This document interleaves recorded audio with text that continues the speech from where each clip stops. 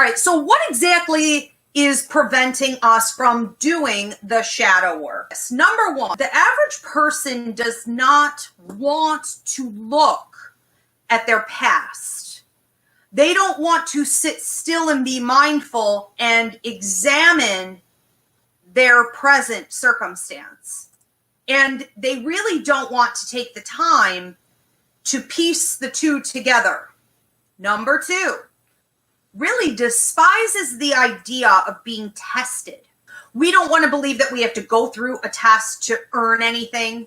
Number three, we disregard its significance. We live in a society that is all about that instant gratification.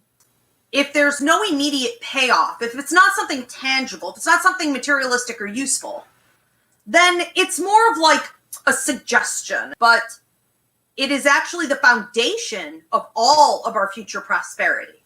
All of our wellness and abundance comes from our willingness to do the shadow work. So a lot of people ask, well, what happens, if I never do this work? You reincarnate. You do it over again. You're not going to get out of this anyways. Number four, a lot of people are lazy.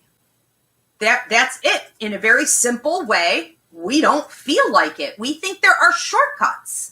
We live in a society that tells us you can level jump. There are shortcuts. So let's talk about moral licensing, being lazy and using moral licensing. This idea that I've done something good and that's good enough. Number five, cultural enabling. Everyone is doing their best from wherever they are. Everyone's just doing their best.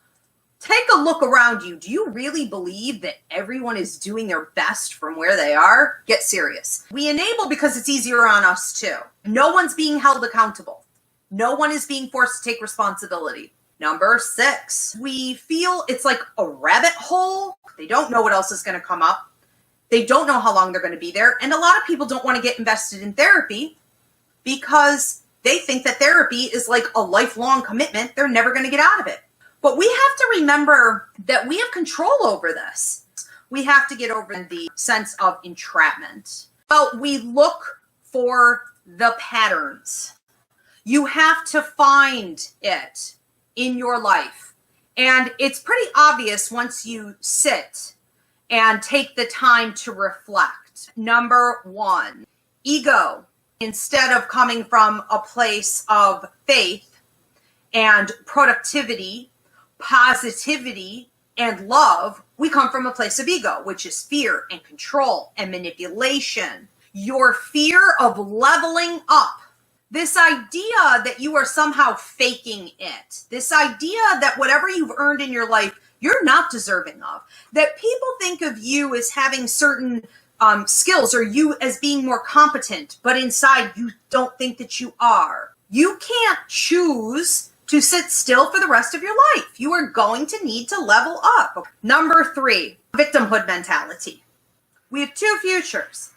You have things written in the stars, let's say, that are in fact destiny charted. When I read my clients, I will say to them, this thing is going to happen. I can tell you how it's going to happen. I can tell you when it's going to happen. What I can't tell you is what you're going to choose to do with it. I cannot guarantee what the outcome will be because you have free will. Everyone else involved has free will. We cannot really move forward and do shadow work in our lives if we think we're a victim to the circumstances of life and everything's already written. We have no control. Right? Number four, love versus fear. When it's time for you to speak, when it's time for you to make a move, or when it's time for you to make a decision about something, do you tend to make all of those decisions based on your fears, things that you want to avoid, circumstances that you don't want to see happen, stuff that's happened in the past that's haunting you? Or do you come from a place of love, positivity, faith, manifestation? I want more. I deserve more. I'm going to go get more. Number five, you don't know how to stay in your lane. We know that this is a problem when we see unhealthy boundaries or a complete and total lack of boundaries. If you have wounded healer syndrome, if you're always pushing your agenda on other people, your mind is always preoccupied with how other people need help or could do better, if you find yourself over giving and not receiving, if you find that you have a martyrdom or victimhood mentality. Number 6, the still small voice is your intuition, your higher mind, your inner child, God, the Holy Spirit, your angels, your guides, your ancestors. In the still small voice, the right side of our brain, we could say, we tap into healing information. We tap into guidance that is being given for our highest and best good. Most people have no clue that this voice exists, or they really don't know how to listen to it because they have chosen to shut it out. Number 7, who has a closed throat chakra? Who doesn't speak their truth?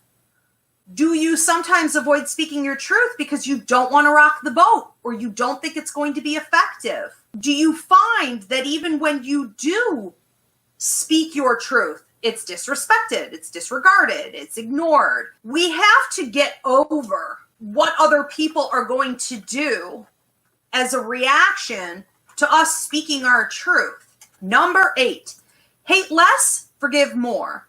It's okay not to forgive. It's okay to stay angry. That's part of the natural human reaction and process. Yes, it is. But part of evolving beyond human reaction, okay, is letting go. It does not require that the other person who hurt you is involved or the system that disrespected you is involved. This is just about a journey inward. Number 9, let's talk about love. Let's talk about a lack of love. Let's talk about toxic love partners, patterns of toxic relationship behaviors here. Knowing that you want to be with somebody, but clearly not being ready to authentically be yourself in a balanced way. Therefore, you just keep attracting toxic love partners to you. Number 10, psychological projection. Okay, having a perceived personal inferiority and then seeing other people, okay, as being morally deficient. So this is essentially just projection. This is blaming others. Are you the kind of person who can't look at yourself? Now, a lot of people say, well, that's just ego. Yes, that's part of it, but let's look a little things wrong with everybody.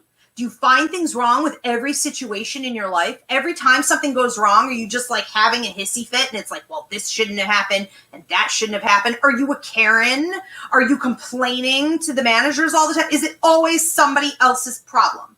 Do you never look at yourself?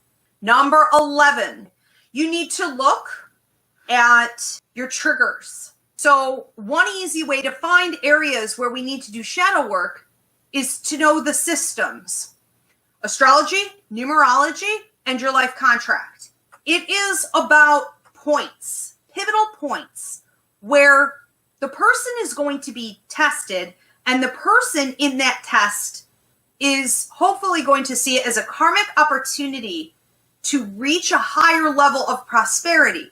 They want to use that test and those lessons to activate that prosperity, to become more empowered, and ultimately to give it out to others and to the universe around them. Number 12, having flashbacks. How do you do the shadow work if you blocked it out? When I would have traumatic flashbacks, I then would go and work through it and do the shadow work. Sometimes I needed a therapist to help and support me. Sometimes I was able to do it with some mindfulness and meditation. Sometimes I can call in my guide. Sometimes I need a book. I need to go to Barnes and Noble and I need to focus in on that thing. Number 13, embarrassment, stagnancy, and procrastination. You're not lazy, you're fearful. You are afraid of accomplishing something. And where does that level of embarrassment and shame come from? You know, is there guilt connected to this? Because maybe they feel guilty for achieving their dreams. Or people feel guilty for growing and developing because they have a spouse that won't. And shadow work itself is not meant to be all in one fell swoop. You didn't get injured and carry it for as long as you did just to have it cleaned up in one fell swoop. It can come in one fell swoop. You could take one beating and it'll last the rest of your life. It takes a long time to clean it up.